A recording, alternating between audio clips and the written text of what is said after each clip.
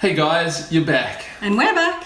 Exactly. Here's an amazing fact for you. Did you know that your sense of smell is more than 10,000 times more powerful than any of your other senses? It's amazing. And not only that, when you remember something connected with smell, it's you instantaneously.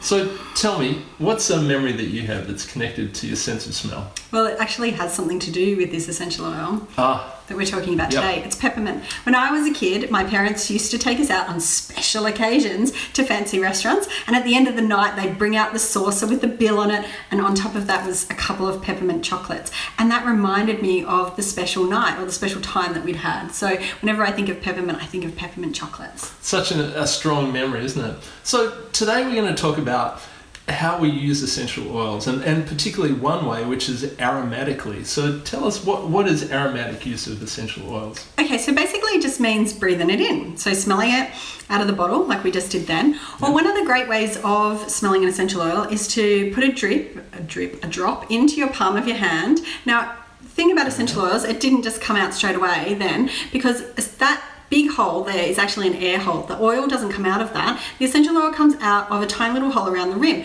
So if it isn't coming out as fast as what you want, just roll the bottle around in your hand and you'll find that the little hole will go to the bottom and drip the oil out. So after you've done that, energize the oil 3 times around in the palms of your hands, cup them away from your nose so the fumes don't go in your eyes, particularly if it's peppermint, and breathe it in deep down into your lungs.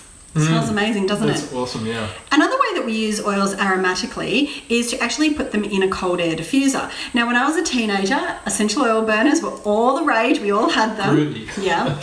But the thing is, we were literally boiling the oils, and all of the constituents of the essential oil were flashing off at different rates. And so therefore, we were breathing them in at different times, and we weren't getting the full benefits of that beautiful plant. Okay, so cold air diffusion is the way to go, so we get all the benefits. Yeah, keeping those oils below a certain heat. All I can smell is peppermint. So what do we use peppermint for? How do we use it? Okay, so peppermint is amazing for pepping me up. So I use it at like 3 o'clock in the afternoon, or if I'm going along a drive, anything to pep me up.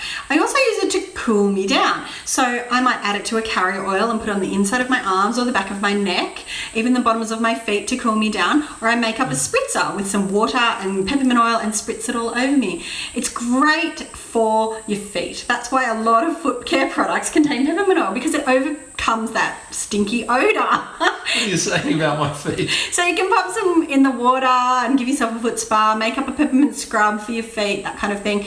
The thing about peppermint oil is, though, we don't use it on babies and toddlers, especially under 2s.